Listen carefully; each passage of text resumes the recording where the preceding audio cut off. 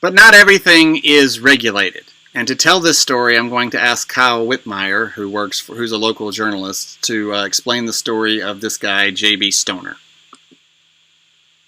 Federal law requires just about anybody who advertises to tell the truth.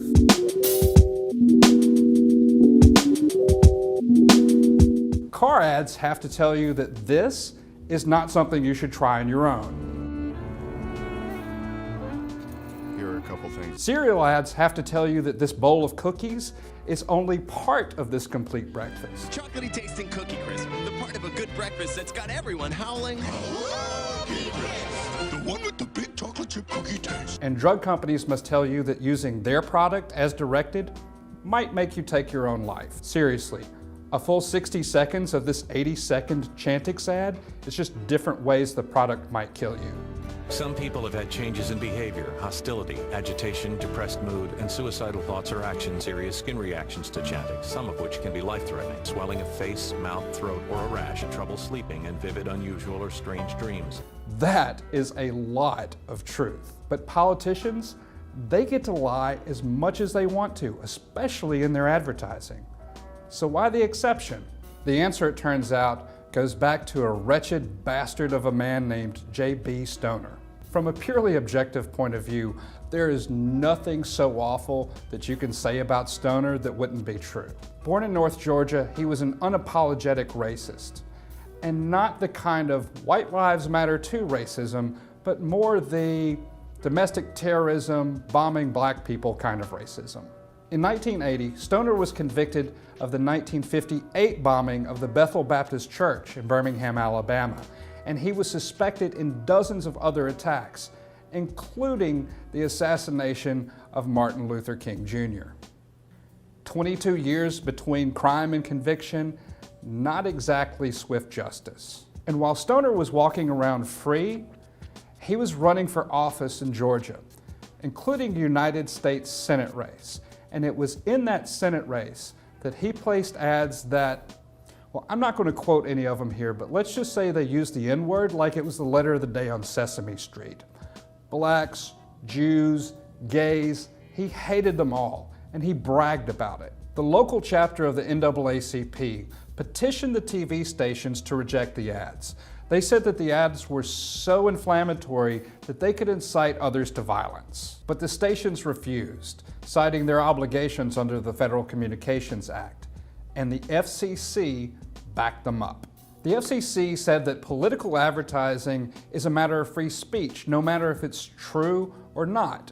The stations could accept all the ads or reject all the ads, but they couldn't pick and choose. And once you've drawn the line on the other side of overt racism, pretty much anything goes. But on the bright side, the next time you see a political ad that makes you sick or think that these ads can't get any worse than they are right now, remember they might have actually gotten better. For Reckon, I'm Kyle Whitmire, and thanks for watching. The question that we then have to ask ourselves is why should someone like J.B. Stoner be allowed to speak freely?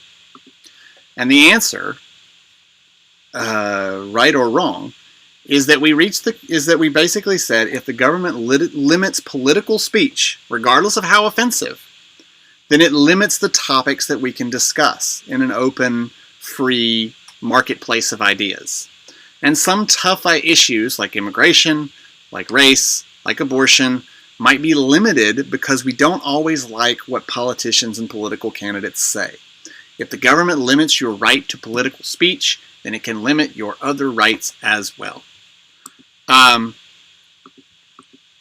The reality is, in the United States, political speech has the most protection. And anything that falls under the guise of political speech is ultimately going to probably not get a free pass, but is less likely to be regulated by the agencies that typically regulate this type of stuff. And so as you go forward, when you're looking at different types of ads and different things and wonder why certain things you're able to get away with, basically if you can argue that it is political speech, in a lot of cases, you're going to you're probably going to find that it is protected under the First Amendment. Right now, there's a member of the United States House of Representatives, Mo Brooks from Alabama, who is arguing that he can't be prosecuted for his speech on January the 6th because it falls under the guise of political speech. And he's probably going to be successful in that. A couple other things that we should talk about when it comes to FCC's regulations. The first one is equal time. A lot of people misunderstand equal time. They think that basically it means that all political candidates have to be given an equal amount of time on television or radio, regardless of the context. It's not entirely true. Equal time applies to, as you see there, non-news programming for federal candidates for office on broadcast television. So what this means is non-news, non-advertising programming. So what this means is, for example, if Hillary Clinton appears on Saturday Night Live, then all candidates have the right to request the exact same amount of screen time that she gets on Saturday Night Live, not necessarily on Saturday Night Live, but on television somewhere in a similar block of time. For example, for Law and Order, frequently Fred Dalton Thompson, who you see there in the middle, ran for the GOP nomination for president in May 2007. He appeared in 100 episodes, and the show is obviously on television all the time. He waited until late August in 2007 to announce his bid, and one of the reasons he did that was because of the equal time rule, which he says broadcasters must provide an equivalent opportunity to any opposing political candidates.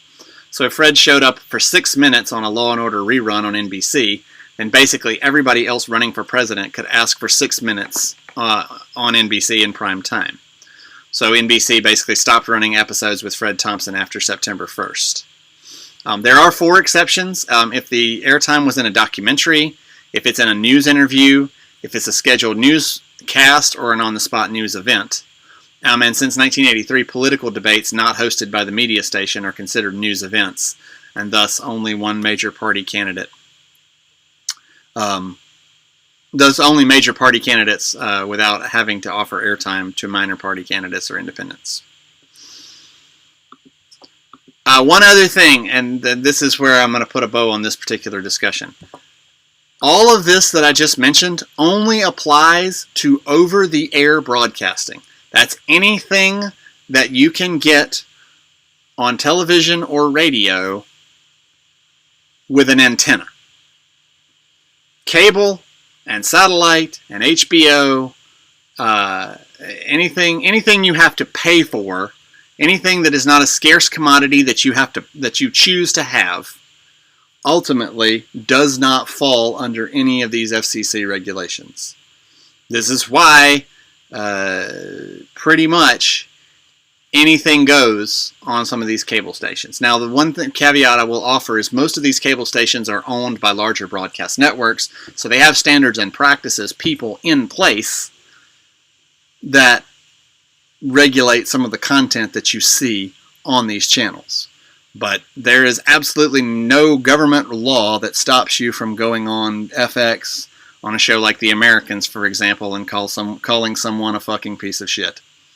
That's absolutely allowed under the law.